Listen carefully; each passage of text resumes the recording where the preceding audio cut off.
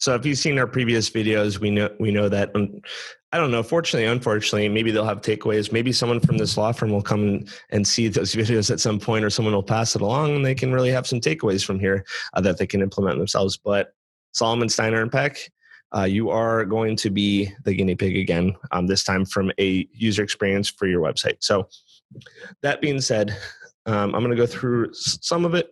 Kind of just like my feedback, how I would go about doing it. I wouldn't say that this is 100% as much my strong point as opposed to like SEO and onsite, because I really do a lot of tearing apart that way. As far as like design, I still definitely have feedback because I've looked at hundreds and hundreds of law firm websites. It could be in the thousands at this point. Who knows? But I will say that right off the bat, FindLaw has designed possibly tens of thousands of websites.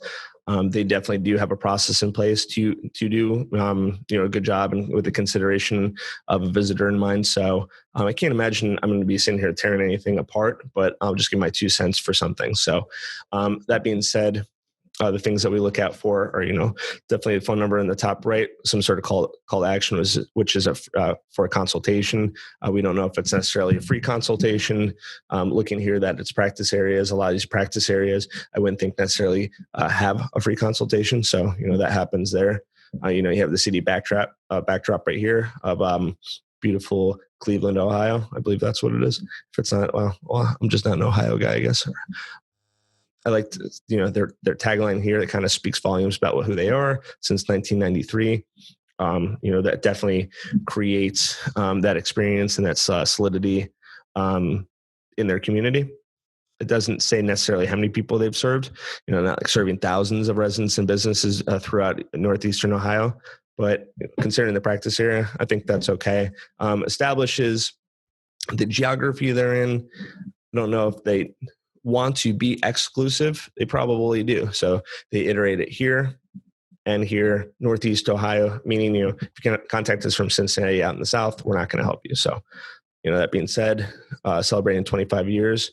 So they could say that's fine. You could say 27 years. That's up to them, but that is fine. They do have the picture of them on the team. I'm assuming these are some people on the team along with the attorney, or they're all attorneys. I can't tell by the picture, but at least you have one there. One thing that kind of stands out here is we talked about in our previous an audit when we were auditing the other website, is kind of like the scrolling through. So we do see the dots, which is a good practice. I don't think I love the practice of having to click through each one. I'd prefer to have the motion where I can kind of scroll through, or have the arrow so I can kind of browse through a little bit quicker. And then I also don't love the auto adjustment that it makes as we kind of click, and then it kind of has to expand a little bit.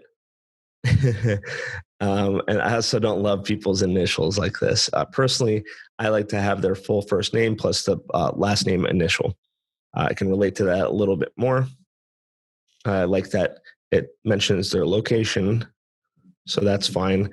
Some things that I would want to see, these kinds of accolades. So these are organizations that they're a part of. I would want to see where they link to, where it shows their respective page on these websites. It shows that they're a recipient or a sponsor or a donor for any of these things.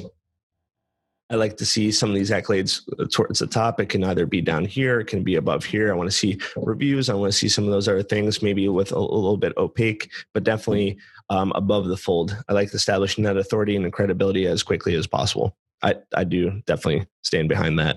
You can scroll down here. We did talk about their maps and consistency. It's odd for this to be map and directions, and then this one isn't. When I click on that, it goes to here. When I click this, it goes to Regis, Ohio. So yeah, that's all other SEO thing, but for a user experience, it's not particularly good. I do like to see sometimes an map embed here.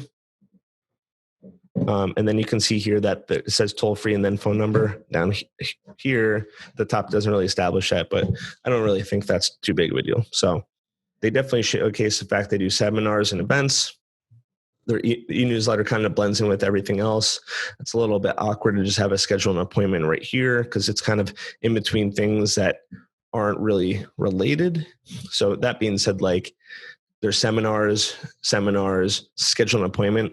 I would think that's honestly related to the seminars because it's kind of in the same sidebar, and that's kind of the topic, or really the topic that's going on in this area. It falls under seminars. So I suppose that's what it is, but it is the same phone number as the office. So kind of encouraging people to call the same numbers to belong to to go to a seminar or an upcoming event. So I don't really want that to get convoluted, but it seems like it is. Our firm, kind of establishing a little bit more about who they are. Information is power. Some differentiators. I'd say it's a little sparse. I can already tell some of these things are fairly unique, and they could probably expound upon them. So going to attorneys, they have an attorneys page. That's fine. We can see what's going on for individual attorneys. Pretty standard. I don't have anything that stands out about this exactly.